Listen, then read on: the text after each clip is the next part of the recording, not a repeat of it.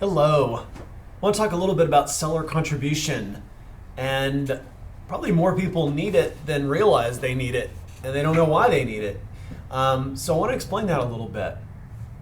First of all, a lot of people don't even know it even exists. So seller contribution is where in a contract, a seller helps to pay some closing costs for you as the buyer.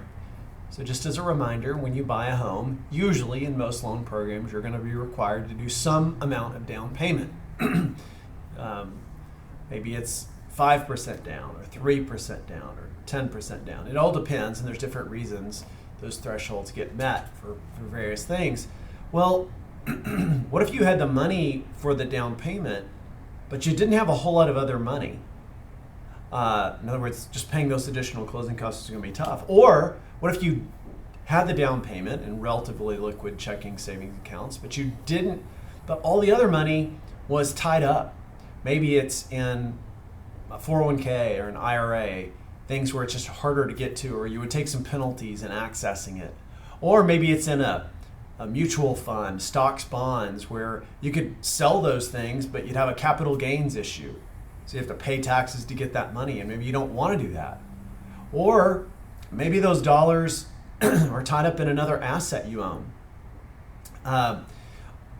Probably the biggest one would be, what if you were qualified to be able to buy before you sold your current home? What if you could qualify for that? That gives you a lot of flexibility in your offers. But what if a lot of your money is tied up in that current house, and until it's sold, you don't have those liquid dollars? So that would be an example. I've had other clients with unusual situations. I've had a client he was a car guy, owned a lot of cars. I had a client who he inherited a very unusual asset from his grandfather who had passed away. He inherited a DeLorean. Yeah, like Back to the Future, a flux capacitor, McFly. So not a very liquid asset, but it's definitely worth something. And so until that sold, he just was a little less lighter in his liquid assets. So a lot of different reasons that people need seller contribution, and they ought to understand how this works. So a couple of thoughts. You could make an offer, you could ask for seller contribution in that initial offer. You can totally do that. Some people feel more comfortable with that. Obviously, always consult with your realtor as to what they would recommend here. They're going to be presenting that offer, so of course their experience and advice is going to be valuable in this. So feel free to talk this over with your realtor too. So you may ask for it in the initial offer. Some people, though, don't like to do that because they feel that shows a sign of weakness as a buyer. And it pretend that the seller only really knows what's in that offer. They don't know your whole story. They don't need to know your whole story. And by the way, I can't tell them your whole story. I can't tell them your credit scores, what's on your credit. That's none of their business. I can let them know you're pre-qualified. I can just mention a couple of strengths, but I can't give them all the details. That's your private, confidential information.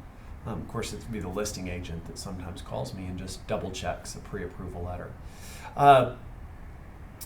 Well, here's an idea. You're right, especially in a multiple bidder situation, you want to show strength. You want to show the strongest offer you can possibly show to that seller and that listing agent so that hopefully your offer will be accepted. What you might want to do, make the offer. Hopefully don't mention anything about seller contribution, even if you know you need it or you require it. You have to have it. Make the offer. Negotiate that. Just deal with that, the price, closing date, any other little details of the contract. Hopefully you get an accepted contract. Then you're under contract. You're probably going to have an option period. You should have probably 7 to 10 days. I guess it could be a little shorter, but 7 to 10 days is probably the norm. Well, during that time, you're going to get the home inspected. And when you get that inspection back, you're going to know a lot more about the house. A lot more. You're going to know if there are things that need repairs.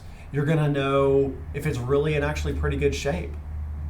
Well, you may utilize that information to go back with your realtor to the seller and ask for certain things. You could ask for things to be fixed. You could ask for the price drop, or you could ask for seller contribution. You see where I'm going here? Now, of course, in that case, you also got to remember that these repairs will probably need to be done at some point. Some may be more pressing than others. Depends on what those repairs are. The other idea, and this seems a little bit radical, but hear me out. The average home in the Dallas area, the DFW area, historically will sell for about 97 to 98% of its list price. And let me say that's of its list price at that time.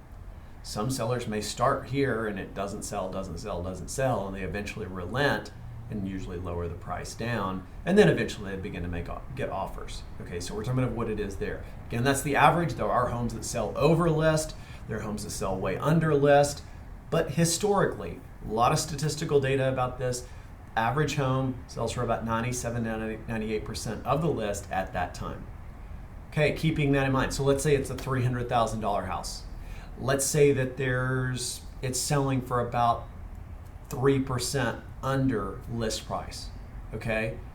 Well, 3% of 300,000 is $9,000. Well, they had it listed at 300,000. There's a pretty good chance that even if you got it at, say, 291 or 292, there's room in there for seller contribution. Okay? So it actually can make sense, as counterintuitive as it is, to possibly raise the price even above what you agreed to and ask for a seller contribution. And a lot of people wonder, how would that get conveyed to the seller? Well, the way that would happen is by way of your realtor. You basically say, hey, we've been talking with our lender, looking at the way we want to structure this with our financing, and I know we're under contract here at $292,000.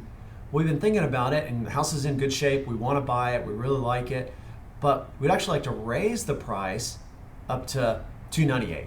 I don't know, whatever the number is.